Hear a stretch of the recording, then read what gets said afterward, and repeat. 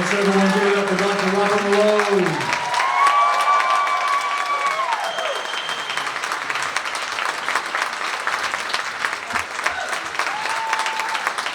I think we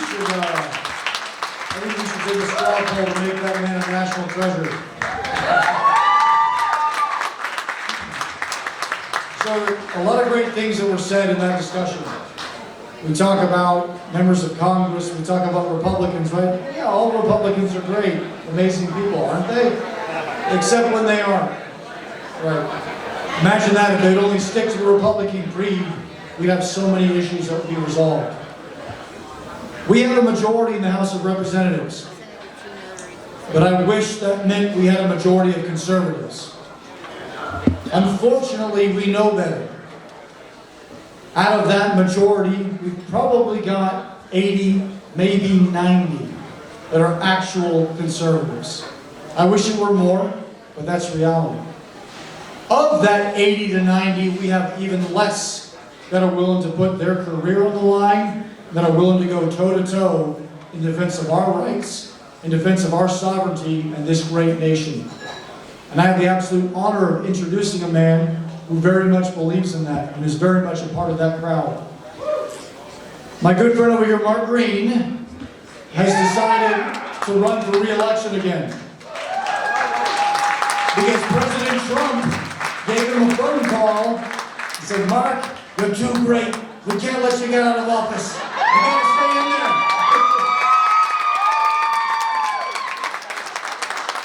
Come on, Mark. I mean, I'm great, but you're even greater. So come on, you gotta stay in that office.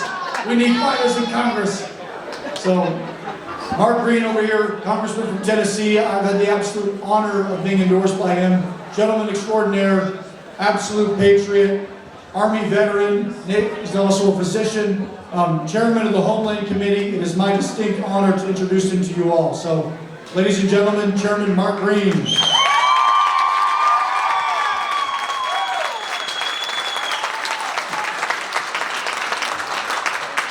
Well, as Cameron said, I had the unbelievable privilege to serve in the United States Army. In fact, I was in a special operations unit. If you saw the movie Black Hawk Down or the movie Lone Survivor, the aviation unit that flies our nation's Tier 1 assets, Delta Force and SEAL Team 6, I was their doctor. And in that role, or in that job, I wound up being the first physician that went into Baghdad. I inserted into Baghdad with the Navy SEAL Team 6. And my job when I got on the ground was to find a vehicle we could use as an ambulance in the event that any of the guys got wounded. So I started walking around the airfield and I saw this Nissan pickup truck and I thought this would be perfect. So I went over to the truck, I ripped open the steering column and I started hot wiring the truck. Now I'm not a criminal, okay? They teach you this stuff in special operations, but just as I'm about to get the vehicle started, this guy with a huge beard dressed in Arab grab comes up, grabs me, rips me out of the truck. And a quick show of hands, how many of you have ever gotten caught stealing a car? Anybody? Well, I thought I was a dead man, but he quickly told me the agency of our government that he worked for, and that he'd already stolen that truck. That was his truck. So I start moping away, thinking I've got to tell the commander of the SEAL team that I failed in my mission, and I think the guy felt sorry for me. He said, "You know, buddy, down at the end of the runway, there's a powder blue Nissan Maxima, and it has the keys in the ignition."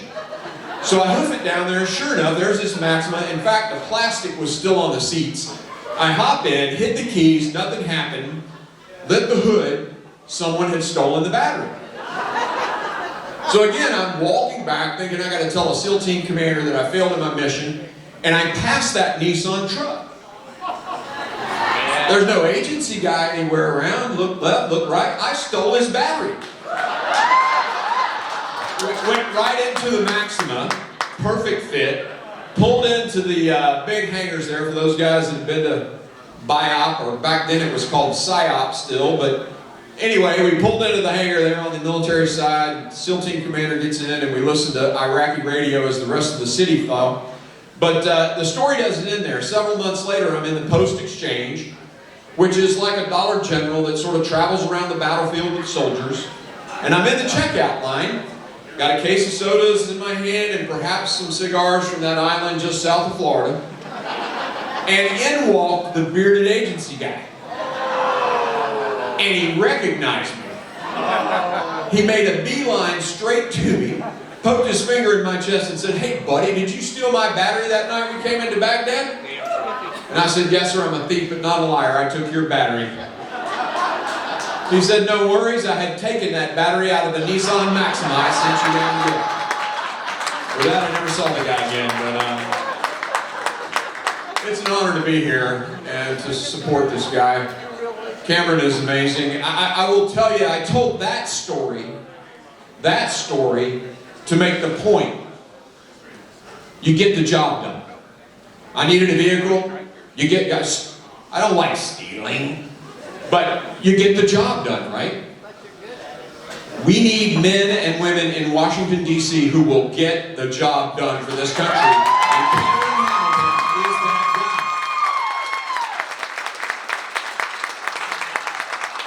guy. He was willing to die for this country.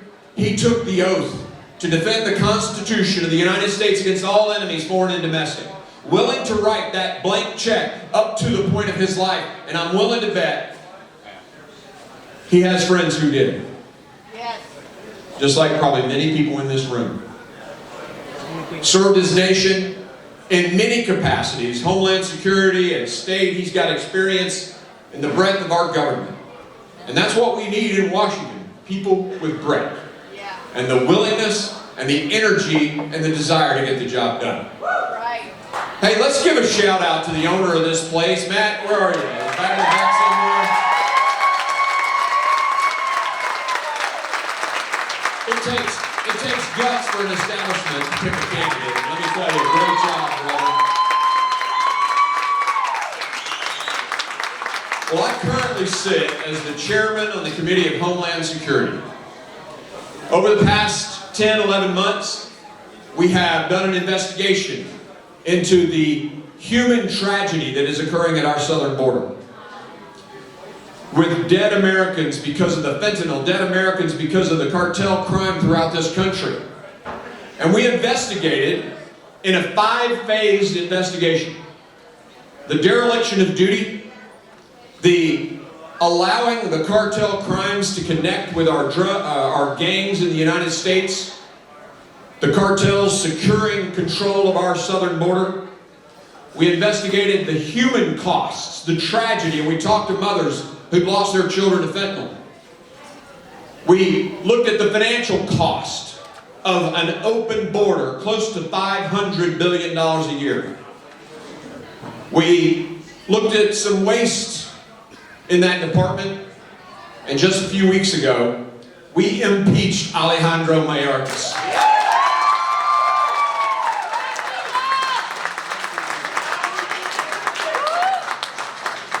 The first sitting cabinet secretary in the history of the country to be impeached. That's Alejandro Mayorkas. And he deserves to be kicked out by the Senate. Chuck Schumer, let's have a trial.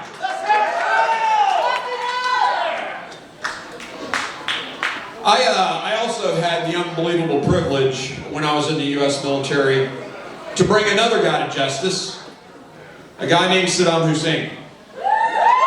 I was on the mission that captured Saddam, and I got the unbelievable privilege of interviewing Saddam Hussein the night we caught him.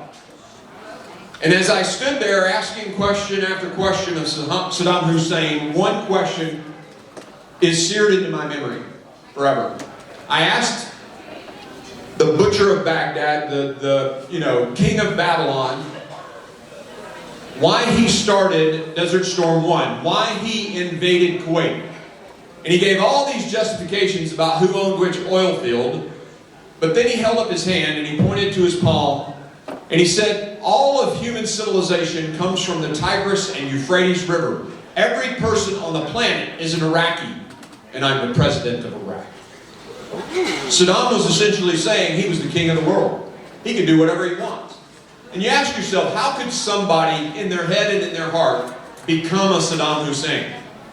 Well, it's simple. It reminds me of that old adage. Absolute power corrupts absolutely when you concentrate power into the hands of fewer and fewer people. And in this case, one man, you get tyranny every time. Over the past 60 years in this country,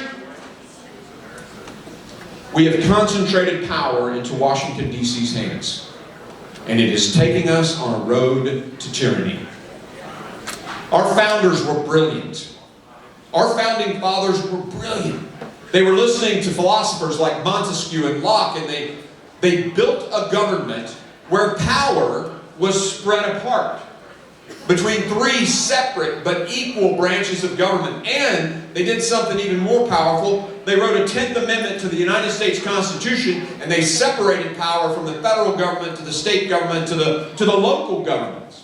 And by spreading power out, you get freedom. You get freedom. And when you concentrate power, and in this case, in Washington, D.C., it will lead to a road to tyranny. Why we impeached Alejandro Mayorkas is as a secretary, a sitting cabinet secretary in the administration, the executive branch, he basically said, I will defy the laws of Congress. I will not follow those laws. I will issue memos to my people telling them not to follow those laws, disrespecting the branch of government that is supposed to be co-equal, and oh, by the way, disrespecting his oath to the Constitution, which gave the congressional branch the same power as the executive branch. But because of this concentration of power in Washington and into the bureaucracy, we are leading ourselves down a road to tyranny. And it is time for Congress to take that power back. And we just did a little bit. I'm sure many of you have read Os Guinness. If you haven't, check him out. He came up several years ago with this idea called the Triangle of Freedom. And he bases this discussion off of reading things like George Washington's inaugural address, farewell address, reading Adams's letters, reading Jefferson.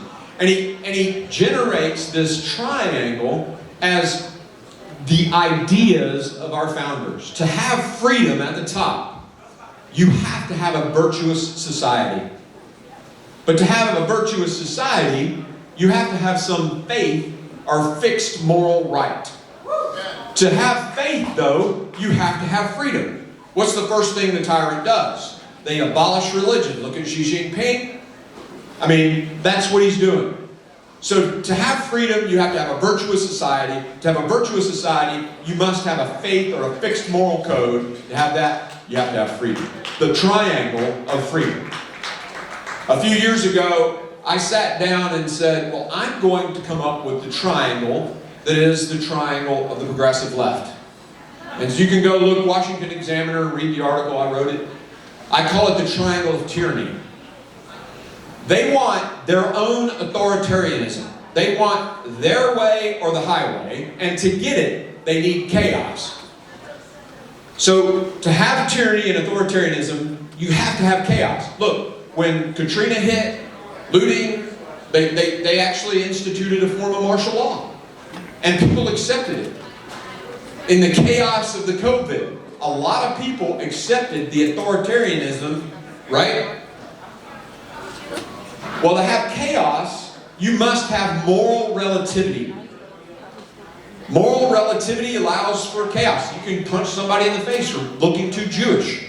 Or you can loot or do whatever you want. That gets you to chaos, but it's the moral relativity that gets you there. Right? And when you're in charge as the authoritarian, you get to say what the moral is, the moral code. So the triangle of tyranny is authoritarianism, chaos, and of course moral relativity. The section that started many years ago. The sexual revolution of the 1960s was about sex, but what it was really about is there's no fixed concept of right. Moral relativity. Look at it in execution today. Last Congress, the Democrats, and oh, by the way, Bill Clinton, back when he was president, said, oh, late-term abortions are bad. They just voted, every single Democrat but one, to allow abortion all the way up to the moment of labor. Who doesn't think that isn't murder? Yet they, in their moral relativity, have gotten there.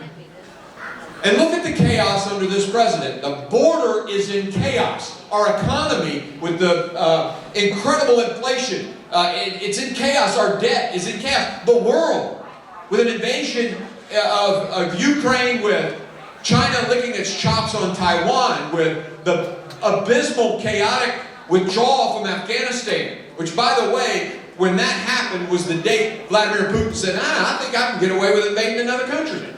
This guy's a wimp. Chaos. Yes, Israel. A great example. Chaos in the world. Chaos in the border. And look, if all the systems are racist, then we must need new systems, right? They're creating the chaos to validate and usher in their concept of how we fix the world.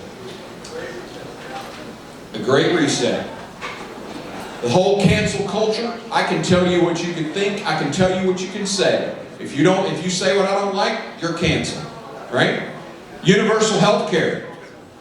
That's them telling you how and when and which doctor you can see. Freedom, gone. Tyranny, in effect. The central bank digital currency. There's a nice quote out there on the internet from the World Economic Forum where they say, you know, the great thing about central bank digital currency, now, by the way, the United States Fed now is a step towards central bank digital currency. Go check it out. Central bank digital currency, or the digital dollar, where they will control every transaction you make. It's their push to solve the chaos to get us to tyranny. The World Economic Forum quote that I was talking about is this. He says it out loud. The great thing about central bank digital currency is if they're buying too much ammunition or too much diesel, we can just turn off their money. This is a battle between freedom and tyranny. This is a war between freedom and tyranny. And the question is where are you guys standing? Freedom, right? Freedom. And you may think, I mean, we've got companies out there, world companies that are canceling people. We got BlackRock buying up. They bought 23% of the houses last year. You will own nothing and like it, right? We had a president who got canceled on social media. I mean, it looks like we're losing. It looks like it's almost an impossible mission. But I'm reminded of a story from 3,000 years ago. I mean, these guys, it does look impossible, but let me just share this story. There was this young teenage kid, dark skin, ruddy hair. I can see him in my mind's eye. His dad, his nation is at war. His nation is at war, and his dad says, hey, your brothers are fighting a battle. I want you to take some bread and cheese here. We're going to put it in a wagon, and you're going to take this to your brothers. They're fighting a battle. And so here the teenager wheels the wagon up there, and he hears this commotion. And he goes up to his nation is on one side of the valley, and the other nation's on the other side of the valley. And he walks up and he sees the commotion. It's this 9-foot-tall UFC fighter. Got the tattoo, barbed wire tattoo on his bicep. He's got a big old spear in his hand, right? And he's mocking what his people believe. He's making fun of them, making jokes about them, ridiculing them. And he gets pissed. And he says, will someone not stand up? And so you know the story. That young guy goes down to the brook. He takes 5 stones out of that brook. He puts it in one of them in his sling. And whoosh, whoosh, he slays that giant. We need giant slayers in this country again. And I'm going to tell you, Cameron Hamilton is a giant slayer. Please vote him into the Congress. Get him there. Knock doors for him. Put up signs for him.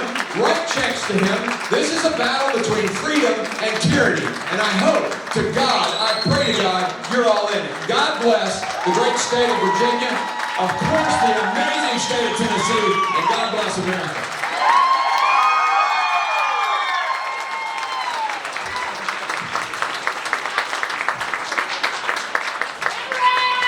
Everybody give it up for Congressman Mark Green.